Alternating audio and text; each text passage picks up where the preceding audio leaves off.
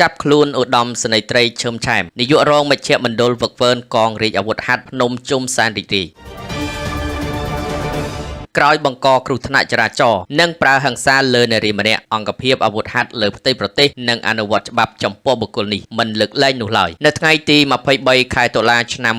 2025នេះអ្នកនាំពាក្យកងរាជអាវុធហត្ថលើផ្ទៃប្រទេសបានបញ្ជាក់ថាកម្លាំងកងរាជអាវុធហត្ថសហការជាមួយនឹងកម្លាំងស្នងការដ្ឋាននគរបាលរាជធានីភ្នំពេញបានចាប់ខ្លួនឧត្តមសេនីយ៍ត្រីឈឹមឆែមនាយករងមជ្ឈមណ្ឌលវឹកវើនកងរាជអាវុធហត្ថភ្នំជុំសានរីករាយក្រោយបង្កគ្រោះថ្នាក់ចរាចរណ៍និងប្រើហិង្សាលើស្ត្រីម្នាក់កាលពីយប់ថ្ងៃទី22ខែតុលាឆ្នាំ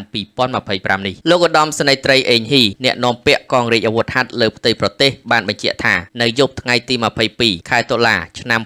2025មានគ្រោះថ្នាក់ចរាចរណ៍មួយរហូតបង្កហិង្សាលើនារីម្នាក់នៅខណ្ឌសែនសុខបង្កឡើងដោយលោកឧត្តមសេនីយ៍ត្រីឈឹមឆែមនាយករងមជ្ឈមណ្ឌលវឹកវើនកងរាជអាវុធហត្ថភ្នំជុំសានរីករាយលោកឧត្តមសេនីយ៍ត្រីអេងហ៊ីបានបន្តទៀតថាដោយបានការសហការជាមួយនឹងស្នងការដ្ឋាននគរបាលរាជធានីភ្នំពេញក៏បានឃាត់ខ្លួនបុគ្គលឈ្មោះឈឹមឆែមនិងបាននាំខ្លួនមកបញ្ជាការដ្ឋានកងរាជអាវុធហត្ថរាជធានីភ្នំពេញដើម្បីបន្តអនុវត្តនីតិវិធីលោកថាកងរាជអាវុធហត្ថនឹងអនុវត្តច្បាប់ទណ្ឌកម្មវិន័យចំពោះបុគ្គលនេះស្របតាមទិសស្លោកប្រទេសជាតិត្រូវតែការពារប្រជាត្រូវតែបម្រើច្បាប់ត្រូវតែគោរពបទល្មើសត្រូវតែបង្ក្រាបបើតាមលោកឧត្តមសេនីយ៍ត្រីអេងហ៊ីកងរាជអាវុធហត្ថបានទំនាក់ទំនងជាមួយនារីរងគ្រោះនិងទទួលខុសត្រូវចេញថ្លៃព្យាបាលជូនគាត់ដែលរងរបួសផងដែរកងរាជអាវុធហត្ថនឹងធ្វើការប្រកាសព័ត៌មានអំពីចំណាត់ការនីតិវិធីជូនសាធារណជនអ្នកសារព័ត៌មាននិងបុគ្គលពាក់ព័ន្ធជ្រាបនៅពេលបញ្ចប់នីតិវិធីផងដែរ